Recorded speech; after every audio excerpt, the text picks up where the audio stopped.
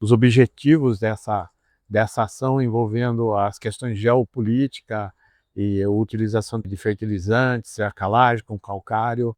Com essa guerra no Irã e todas as consequências para a oferta e preço de fertilizantes, nós nos deparamos com uma situação que às vezes eu chamo de tempestade perfeita, né? Os agricultores aqui no Brasil estão sujeitos a não receberem os fertilizantes que eles precisam ou terem produtos muito mais caros. Um momento em que os preços das commodities, dos produtos agrícolas que eles vendem, estão altos. Então é uma situação complexa, né? E nós, como Secretaria da Agricultura, como Instituto Agronômico, o que nós podemos fazer para ajudar o agricultor a tomar algumas decisões, ou tomar as decisões que vão ser importantes esse ano? Esse trabalho todo, né? Envolvendo a questão da análise de solo, das fontes disponíveis, né? E até do uso do calcário.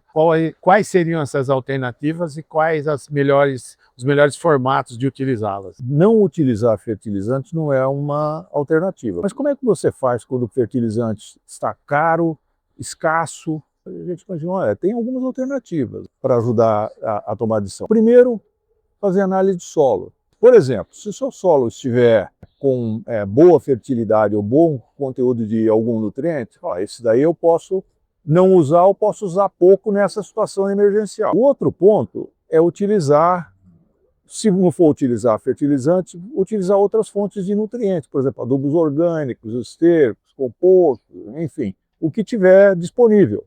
Não é fertilizante mineral, mas carrega também nutrientes para as plantas. E um ponto muito importante é calagem. O calcário melhora a eficiência de aproveitamento dos nutrientes, tanto dos nutrientes que já estão no solo, que o agricultor aplicou nos anos anteriores e construiu a sua fertilidade, como dos fertilizantes que ele vai comprar a preço mais caro nesse ano. Então, o calcário, nessa equação, é um insumo insubstituível. Eu costumo dizer, o calcário ele não passa pelo Estreito de Hormuz e ele é cotado em reais. Então, nós temos calcário abundante no Brasil, relativamente barato, e nessa situação o agricultor tem que prestar atenção nesse insumo. Então, essas estratégias, fazer análise de solo para ver aonde ele pode melhorar, o que ele pode reduzir de adubação, usar calcário para usar melhor aquilo que ele for utilizar, e usar outros insumos que estiverem disponíveis, baratos, e ele pode fazer uso nesse momento. Então, essa estratégia, na verdade, é uma estratégia para algum período, né? Um período de crise, a gente sabe disso. Então, o agricultor, se ele for tirar o pé e utilizar menos fertilizantes esse ano, ele tem que estar consciente que ele está fazendo uso da sua poupança, a poupança da fertilidade que ele construiu no solo ao longo dos últimos anos. E essa poupança, ela vai ter que ser recomposta posteriormente quando as situações de preço e disponibilidade se normalizarem, né? Então, ele vai gastar a poupança numa época de crise e depois ele repõe. Ele vai ter que adubar novamente para recompor a fertilidade e voltar a ter um solo fértil. Você precisa refazer seus cálculos e as suas estratégias. Nós estamos sugerindo as ferramentas que ele pode utilizar. Se ele tiver um solo com boa fertilidade, ele sabe que ele pode reduzir a adubação sem grandes consequências para a produtividade. Se ele utilizar calcário, ele vai melhorar a eficiência do que ele está utilizando, e sabendo que na hora que as situações voltarem ao normal, ele deve repor a fertilidade do solo, fazendo uma adubação mais custosa, né? Existem mais de 200 laboratórios de análise de solo no Brasil. Só no nosso ensaio de proficiência aqui do IAC nós temos mais de 150 laboratórios. Então, laboratórios que prestam serviços ao agricultor. Então, é uma análise barata e ela permite você conhecer o seu solo. Se você não fizer a calagem e a adubação baseada na análise do solo, você corre o risco de usar de mais ou usar de menos, enfim, fazer um investimento inadequado, né? Sem as normas técnicas que nós todos conhecemos. É uma análise fácil de fazer, rápida, né? Então, vamos utilizar o que nós temos no nosso cardápio para atravessar essa crise e tomar as melhores decisões para que o agricultor não perca a produtividade, não deixe de plantar e não tenha o seu lucro com a sua operação, como ele normalmente faz. Tudo isso, esses conflitos, né, geopolíticos ocorrem no momento que também nós temos outros ruídos aí no processo, como, por exemplo, a questão mesmo do El Niño, que muito se comenta. Nós estamos enfrentando esse ano um risco de condições climáticas adversas, talvez mais quente, menos chuva, né? A calagem, nós estamos falando de calagem. E aí nós podemos juntar também a gessagem. A calagem é importante para melhorar o ambiente químico do solo e fazer o sistema radicular crescer. O sistema radicular cresce e se aprofunda no solo, a planta vai ter condições de enfrentar um veranico, porque ela vai ter raízes mais profundas, que vai aproveitar aquela água que está armazenada no solo lá embaixo. Mesma coisa com o gesso. Aqui no Brasil, a gente preconiza, e os agricultores utilizam bastante, plantio direto.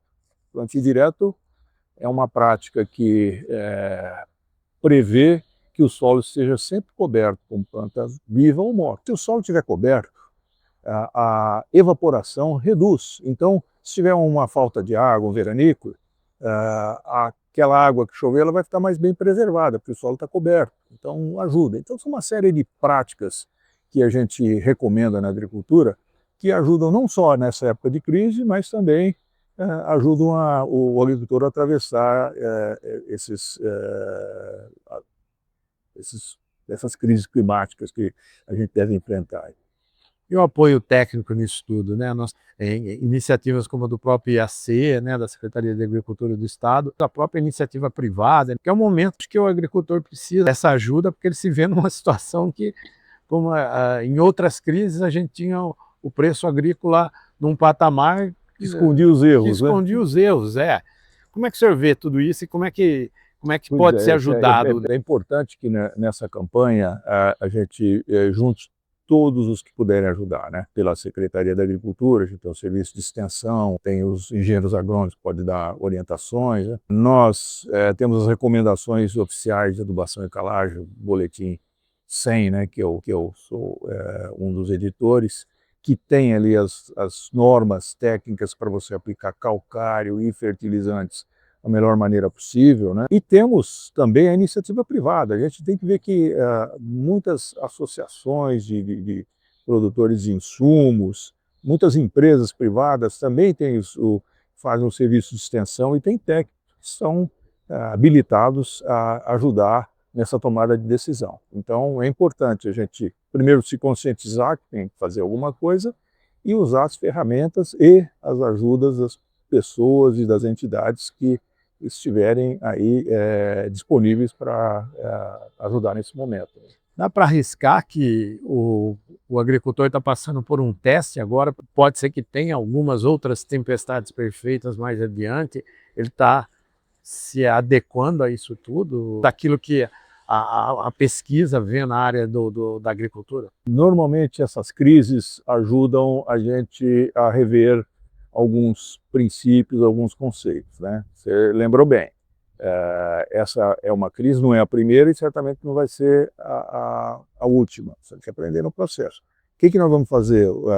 Nós estamos incentivando o agricultor a fazer análise do solo, utilizar calcário. Então, quem sabe, com essa crise, ele não coloque definitivamente essas práticas na sua rotina. Isso já vai ser um grande benefício.